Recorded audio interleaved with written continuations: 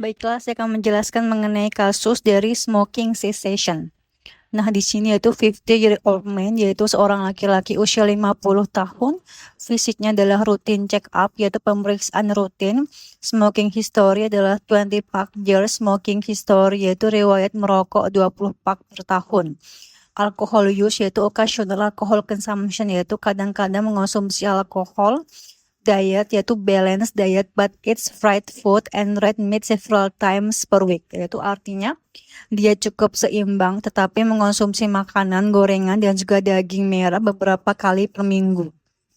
Physical activity yaitu not very active, spend much of his free time watching television and sitting in his computer, yaitu artinya tidak terlalu aktif, banyak menghabiskan waktu luang untuk menonton televisi dan juga duduk di depan komputer. Family history yaitu mother hypertension, ibu memiliki hipertensi.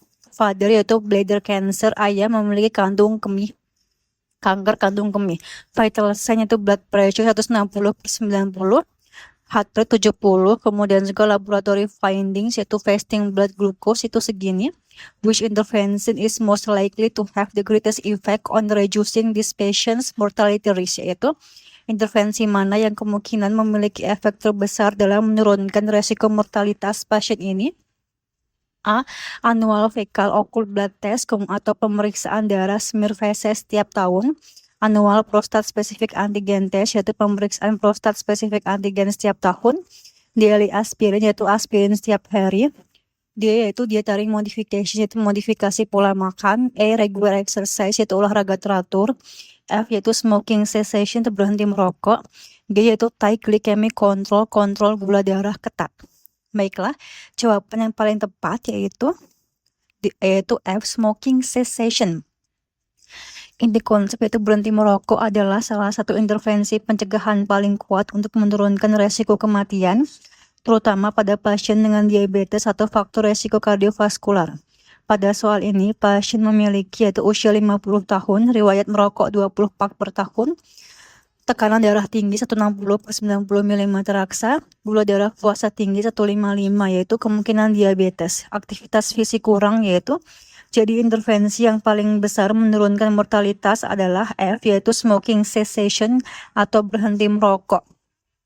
Kemudian juga kenapa merokok sangat berbahaya, yaitu merokok meningkatkan resiko yaitu myocardial infarction atau serangan jantung, stroke, penyakit pembuluh darah perifer, kemudian juga COPD, kanker paru, kanker kandung kemih, komplikasi diabetes, dan juga pada pasien diabetes merokok lebih berbahaya karena mempercepat komplikasi. Satu yaitu komplikasi makrovaskular, pembuluh darah besar terkena. Contoh adalah serangan jantung, stroke, penyakit arteri perifer. Dua itu komplikasi mikrovaskular, itu pembuluh darah kecil terkena, yaitu contohnya adalah retinopati diabetik, nefropati diabetik, dan juga neuropati diabetik. Nah, kenapa merokok meningkatkan mortalitas, yaitu penyebab kematian utama pada pasien diabetes adalah penyakit kardiovaskular, terutama myocardial infarction atau serangan jantung. Merokok meningkatkan resiko serangan jantung melalui merusak endotel pembuluh darah, meningkatkan inflamasi, meningkatkan aterosklerosis, meningkatkan agregasi platelet, menurunkan oksigen dalam darah, membuat pembuluh darah lebih mudah menyempit. Jadi berhenti merokok langsung menurunkan resiko kejadian kardiovaskular. Kenapa resiko langsung turun setelah berhenti merokok? Yaitu setelah berhenti merokok, denyut jantung dan juga tekanan darah mulai membaik, kadar karbon monoksida turun, oksigen jaringan membaik, resiko pembentukan trombus menurun, resiko myocardial infarction mulai turun. Tetapi pada perokok lama resiko tidak langsung kembali normal, perlu beberapa tahun bebas rokok agar resiko mendekati baseline. Jawaban yang paling benar yaitu F, smoking cessation atau berhenti merokok, karena merokok adalah penyebab kematian dan juga penyakit yang paling dapat dicegah. Pada pasien ini, berhenti merokok memberi efek besar terhadap penurunan, yaitu all-cause mortality, resiko serangan jantung, resiko stroke, resiko komplikasi diabetes, dan juga resiko kanker. Alasan pilihan lain salah plus kapan bisa benar yaitu annual fecal occult blood test, yaitu pemeriksaan darah smear feces tahunan, yaitu ini digunakan untuk screening kanker kanker kolorektal. Kenapa salah? Screening ini memang dapat menurunkan mortalitas akibat kanker kolorektal melalui deteksi dini. Tetapi efek penurunan mortalitasnya lebih kecil dibandingkan berhenti merokok, terutama pada pasien dengan riwayat merokok dan juga resiko kardiovaskular tinggi. Kapan jawaban ini benar? Yaitu pilihan ini benar jika pertanyaannya adalah intervensi untuk screening kanker kolorektal pada pasien usia lebih dari sama dengan 45-50 tahun. Contoh kondisi adalah pasien usia 50 tahun, tidak ada kolonoskopi sebelumnya, ditanya screening kanker kolorektal yang sesuai. B yaitu annual prostate specific antigen test, yaitu pemeriksaan PSA tahunan. PSA adalah meningkat pada sebagian pasien yang dengan kanker prostat. Kenapa salah? PSA tahunan tidak terbukti jelas menurunkan mortalitas kanker prostat secara signifikan pada populasi umum. Selain itu, PSA screening bisa menyebabkan yaitu false positive, overdiagnosis, overtreatment, sama biopsi yang tidak perlu. Kapan pilihan ini bisa benar? Yaitu bisa dipertimbangkan jika pasien pria usia tertentu yaitu usia 55-69 tahun memiliki resiko tinggi kanker prostat. Sudah dilakukan shared decision making, pasien memahami manfaat dan juga resiko screening PSA. Tapi bukan jawaban terbaik untuk menurunkan mortalitas pada kasus ini. C yaitu daily aspirin, yaitu aspirin setiap hari. Aspirin menghambat platelet sehingga dapat menurunkan resiko trombosis.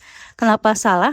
Aspirin dapat menurunkan resiko kematian akibat penyakit jantung koroner, terutama pada pasien resiko tinggi. Namun jika dibandingkan dengan all-cause mortality, berhenti merokok memberi manfaat lebih besar.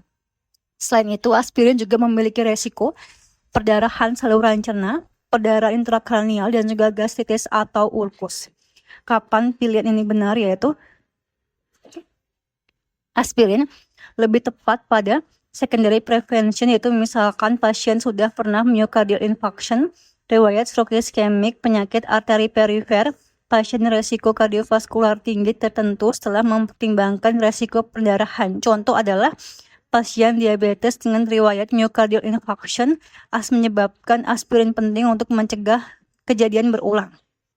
Yaitu dietary modification, modifikasi pola makan. Contoh adalah kurangi lemak jenuh, kurangi makanan gorengan, kurangi daging merah, perbanyak sayur, buah, dan juga serat, kurangi gula sederhana, kurangi garam.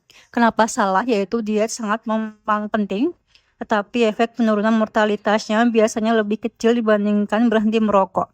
Pada pasien ini, faktor resiko paling kuat dan juga paling berbahaya adalah merokok. Kenapa pilihan ini benar? Yaitu pilihan ini benar jika pasien memiliki obesitas, dislipidemia, hipertensi, diabetes, pola makan sangat buruk, resiko kardiometabolik tanpa riwayat merokok aktif. Contoh adalah pasien hipertensi dan juga obesitas tanpa merokok, yaitu diet DASH dan juga penurunan berat badan sangat penting. Yaitu regular exercise, olahraga teratur. Olahraga membantu menurunkan tekanan darah, meningkatkan sensitivitas insulin, menurunkan berat badan, meningkatkan HDL, menurunkan resiko penyakit jantung. Kenapa salah?